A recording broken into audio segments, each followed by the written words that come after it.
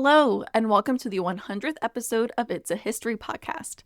This week, I was planning on just covering the Hindenburg disaster, but in researching the Hindenburg, I fell into the rabbit hole of Zeppelins themselves, thus creating this episode for you on the history of Zeppelins, because as you'll soon find out, it is quite storied and quite disastrous. Before we get into the episode, I just want to thank you guys for listening and supporting me from the beginning. Every week you guys come and listen to whatever history has caught my attention, and I couldn't be any happier. So thank you again for listening to It's a History podcast. I am very excited for what the next 100 episodes have in store. So with that, let's look at the craziest flying machine that has ever been conjured in one's mind, the Zeppelin. In 1874, a man named Count Ferdinand von Zeppelin, who was always interested in air travel, came up with an idea for what we know today as the Zeppelin. What Zeppelin had imagined to what would actually come to life was rather similar. From the very onset of the idea, Zeppelin wanted his flying airship to be similar in size to actual ships that traverse water. The ship would be suspended by gas, and gas would be held in separate gas compartments. The airship he thought up was originally thought to be used for luxury sports and not the military. But that would soon change. In France, two Frenchmen, Charles Bernard and Arthur Krebs, created a battery-powered electric motor for a hydrogen-filled airship.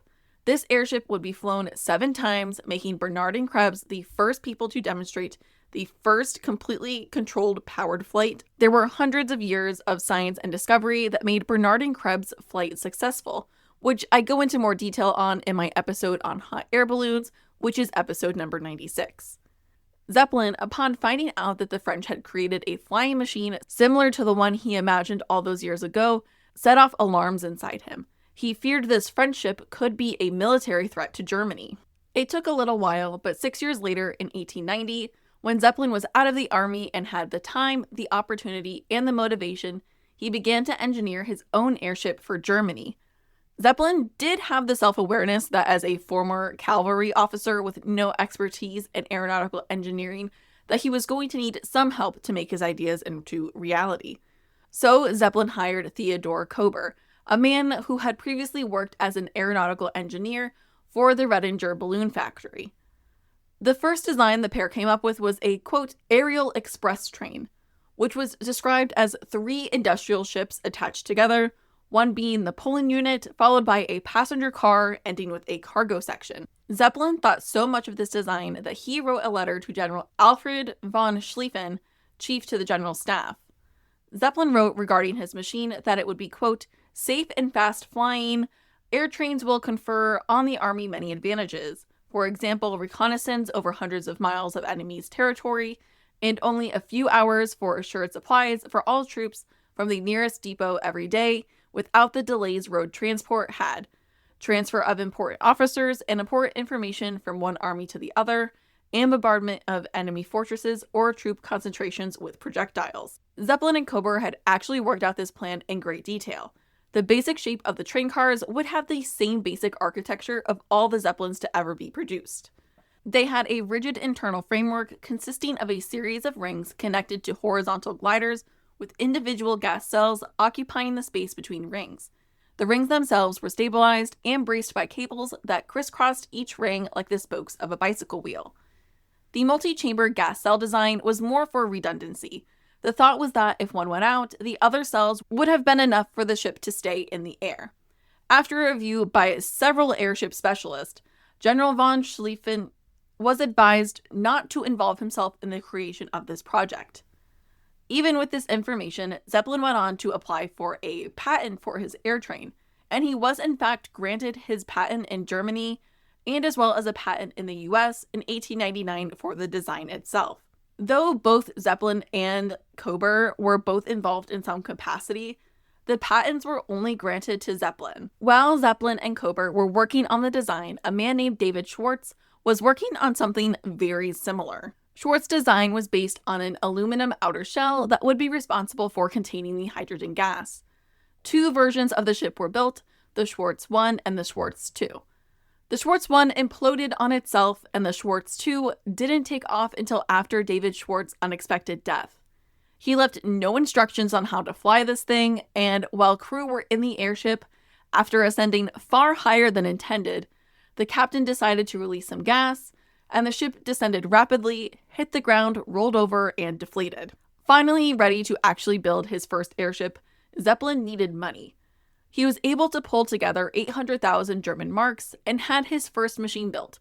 No prototype, no scale model, just straight to a 17-cell, 420-foot-long flying machine.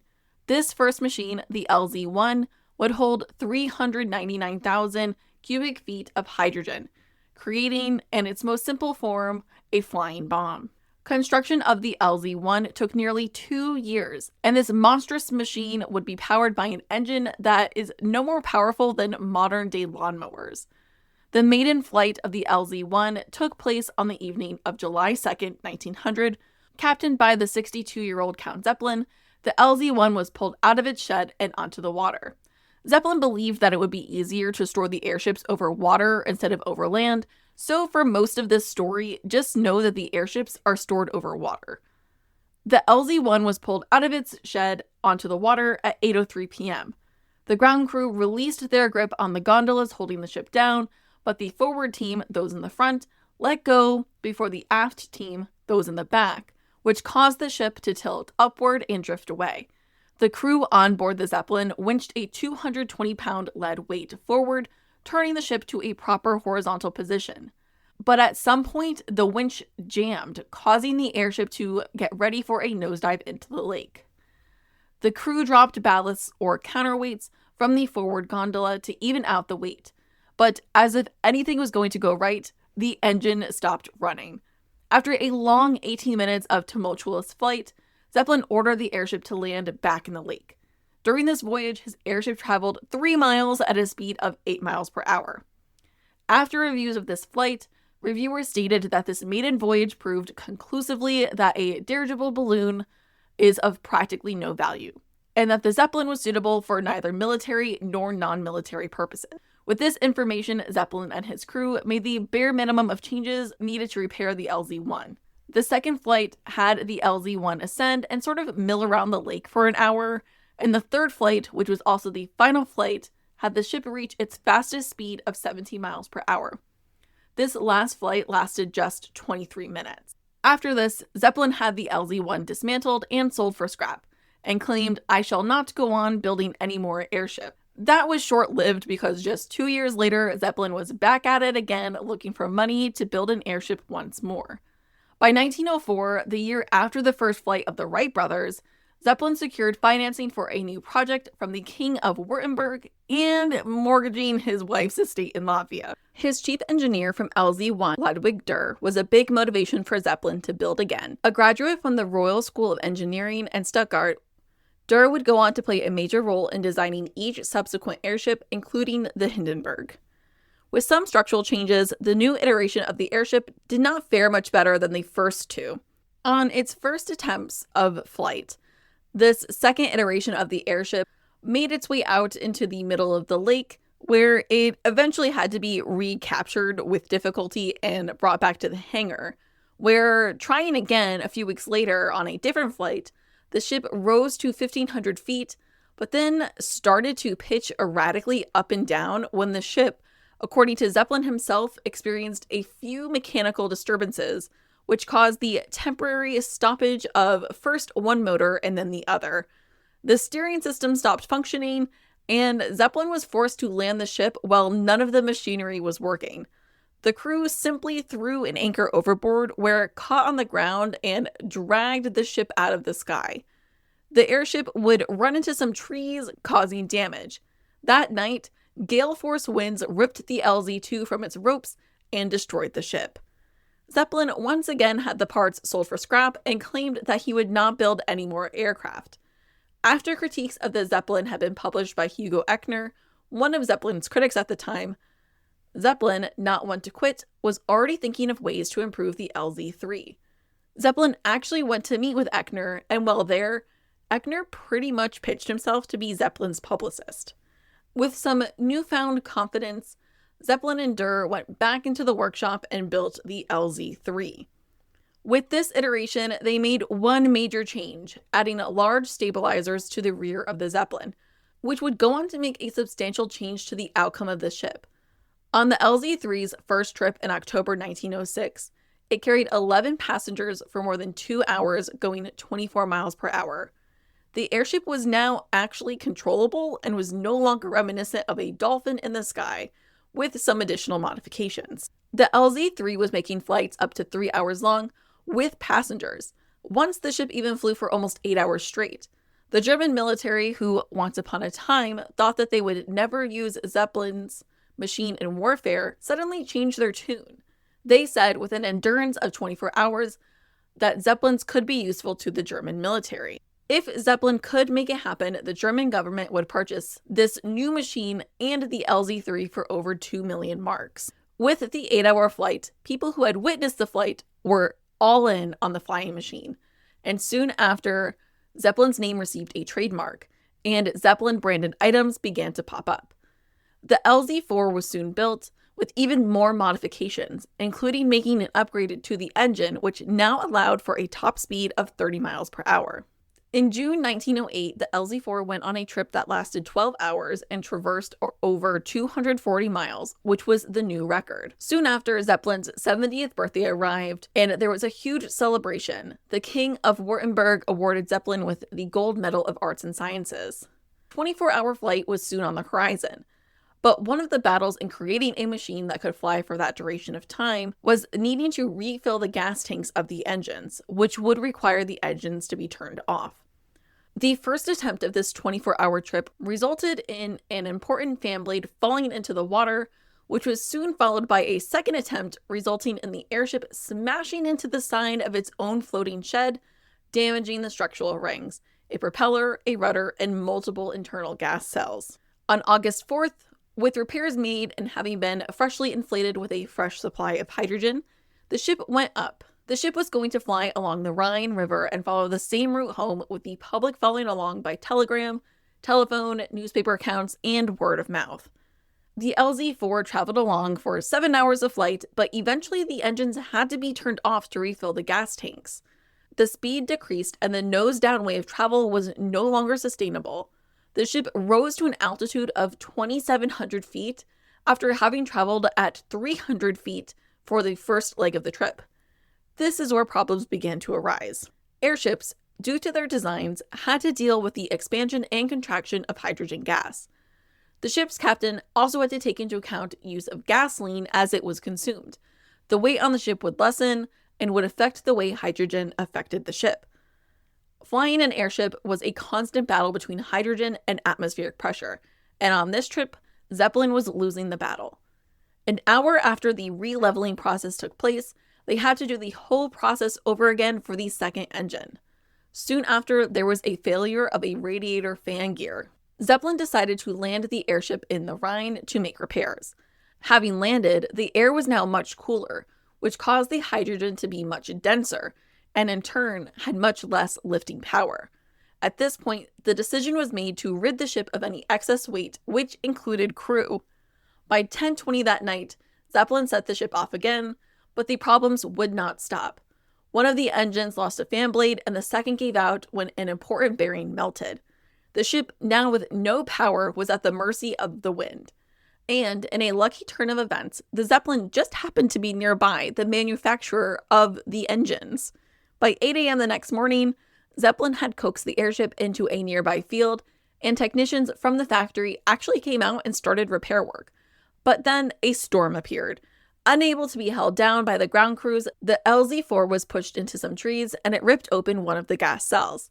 The cells on this version were made out of a rubberized cotton, and what Zeppelin and others watching on would soon find out was that rubberized cotton, when moving against itself, can produce sparks. Zeppelin and onlookers watched as the LZ-4 burst into flames, and within a matter of seconds was engulfed in flames. Shockingly, this explosion was not the end of Zeppelin's airships. For some reason, this LZ-4 incident sparked a fervor amongst the Germans to claim this invention as one that should be made into a good, proper icon for eternity. The explosion was actually called the Miracle at Echterdingen. Excuse my pronunciation. This explosion was not the end, but rather the beginning of a grassroots fundraising campaign that would bring in funding from children to the Kaiser himself. Zeppelin's creation of the airship up until this point had been a hobby, but now with the so-called miracle under his belt and out of money, Zeppelin was tasked at making this hobby into a proper business. So he hired a manager, Alfred Coleman, who just so happened to be the son-in-law to an aluminum producer. Alfred made some changes, included building a new hangar over land. If you remember, all of the previous ones had been over water. They also started experimenting with gold beater skin for the airship. Instead of rubberized cotton, gold beater skin is made up of the outer membrane of a portion of cattle intestines called the cecum. This is not a super big membrane, so gold beater skin is quite rare. It was highly desired for these airships because it was light, thin, elastic, and exceptionally tear resistant. It was also virtually impermeable to air, so you can imagine gold beater skin was quite expensive. 15 skins were needed to create 1 square meter. 50,000 skins were needed to create a single gas cell. If you remember, each airship had 17 gas cells. This meant for one airship, you would need up to 850,000 skins from 850,000 cows to make a complete set of gas cells just for one ship. You might be asking why it's called gold beater skin. Regis writes that the membrane had been used perhaps since antiquity to make gold leaf, which gold beaters produced by starting out with a small ingot of gold and beating it thinner, then sandwiching the leaves between the sheets of cow intestines, ultimately creating a stack of alternating gold beater skins and gold leaf that could be more than 100 layers deep. So the use in airships was not its intended purpose, but here we are. The next iteration of Zeppelin's airships, the LZ-5, did end up making a 37-hour trip, which in turn caused the man in charge of the controls to fall asleep at the wheel and fly the ship into a tree. The LZ-5 would go out again, but would eventually be turned away by wind and smash into the side of a mountain. The LZ-6 was set ablaze in the supposed safety of the hangar when one man was cleaning the gondolas with gasoline, and another man started an engine which caught fire, and a third man, thinking he had grabbed water, actually grabbed gasoline and poured it into the flames. With military dreams of the airship fading further and further away, Alfred proposed using the airships to instead fly around paying customers. Zeppelin, though upset at his failed military dreams, ultimately agreed, and on November 16, 1909, Delag, the world's very first airline, was born. The LZ-7 was the first commercial airliner. To squall the previous fire explosions of the previous LZ models, the LZ-7 was heavily advertised as a masterpiece of solid construction, and on June 28, 1910, the LZ-7 would take flight with 23 journalists on board, the journalists being the only passengers. Nearly immediately after takeoff, unexpected winds lifted the LZ-7 to a very high altitude of 3,500 feet, which was in turn lowered rather rapidly by heavy rain, forcing the ship to the ground. The airship had no radio to signal for help, so the crew resorted to dropping handwritten notes over the side, requesting aid to land. The ship very shortly after crash-landed on some treetops, and the 23 journalists aboard had to climb down 30 feet to the forest floor below. The next iteration, the LZ-8, captained by Hugo Echner, who at this point had never piloted an airship before, was set to take himself and paying customers out for a ride, but fate had a different idea. After just being slowly walked out of its shed by almost 300 men, a crosswind took hold of the ship and forced it to rest its midsection upon the hangar it had just left. The passengers of the LZ-8 had to evacuate down a fire ladder. Even in the aftermath of 5 destroyed airships, the Delag company continued on. The next period for the LZ ships was rather successful due to an uncharacteristically calm summer. The LZ-10 was produced to be smaller than previous iterations, which made it more manageable to fly, and the engines had been replaced by 3 more reliable models. Echner had suggested a system of docking rails to extend from the hangar, so the airship would then be pulled by trolley cars instead of hundreds of men. This device would hold the airship securely until it was ready to take off. The LZ-10 actually made 364 successful passenger flights, carrying more than 6,000 passengers. But the LZ-10 would also meet a fiery end on June 28, 1912, when it was torn from its mooring post by a gale-force wind. The LZ-10 nearly immediately caught fire. After this disaster, the Dalag Company got serious about using the goldbeater skin. Creating a piece of so-called fabric to use in the airships was a rather time-consuming task that was quite involved. They had to clean, dry, stitch, and glue the skins together, all while pursuing airtightness and avoiding mice. Mice liked to snack on the membranes. At this point in time, Dalag did not offer destination-to-destination travel, as it was more of a sightseeing venture. As a way to publicize and create good word of mouth, most of Dalag's passengers actually rode for free, with only a little over 10,000 out of 34,000 paying. Fun fact, Dalag actually introduced the idea of flight attendants and serving drinks and snacks to passengers. It was now 1914, and with the onset of World War I, the German military, to what I can only imagine was Zeppelin's great glee, decided that the airship would be used in the military at the time. The belief was that the airship would actually come into its own, but as the airship history would tell us, disaster was just around the corner. Over the course of the war, it would be discovered that Zeppelin's airships made rather ineffective bombers. Their gargantuan size and slow speed also made them very easy targets. In an attempt to disguise the airships, they decided to try to fly them at night with cloud cover. But this meant that the airships were now nearly impossible to navigate. Wartime was not kind to Zeppelin's airships, nor the military personnel who flew them. Regis writes that the German military operated 117 airships across the course of the war. Of that total, 39 were gunned down by ground fire or by fighter plane attacks, while 42 more were lost to other factors such as weather, structural failure, or crew error, for a grand total of 81 demolished airships, representing a destruction rate of almost 70% of those flown.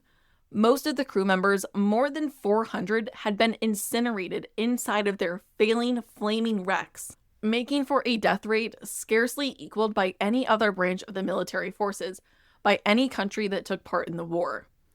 By the end of the war, airplanes had great improvements and could reach altitudes of 20,000 feet, which in turn led to the creation of airships that could reach these altitudes. There were quite a few issues with these airships in reaching these altitudes. Regis writes, that tactic had a number of unwelcome consequences, however. Water ballast turned to ice, compass needles froze in their damping liquids, fuel oil congealed in its tanks and lines, engines stopped, crankshafts broke, propellers flew off, and some airships, as free balloons, sailed off to nowhere and were never seen or heard from again. The great heights at which they flew also wreaked havoc on crew members who suffered from severe oxygen deprivation and everything that went with it. Blood ran from the ears, mouths, and nose of the airshipmen, recorded Captain Ernst Lehmann, and vertigo attacked them one after the other. The nervous tension and the extreme cold had rendered some of them almost helpless. And when the mechanics in the engine cars had exhausted their supply of oxygen, they simply lay there half unconscious while the engines ran untended. Count Zeppelin would not see the end of World War I. Zeppelin died on March 8, 1917. Hugh Echner had treated World War I as a learning experience, having spent that time as director of airship training for the Imperial German Navy.